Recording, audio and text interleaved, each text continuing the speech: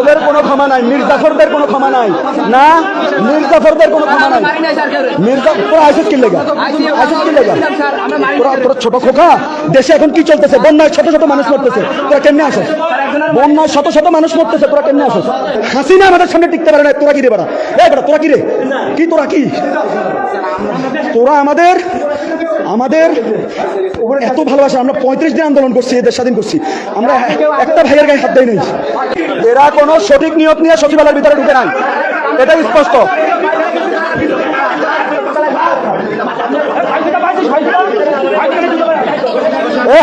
হাতু করে তোল, হাতু করে তোল, হাতু করে তোল, হাতু করে তোল, হাতু করে তোল।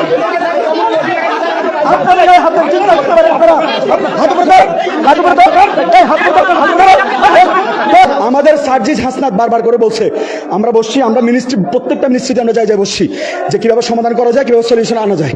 তারপর কার ভিত্তিতে?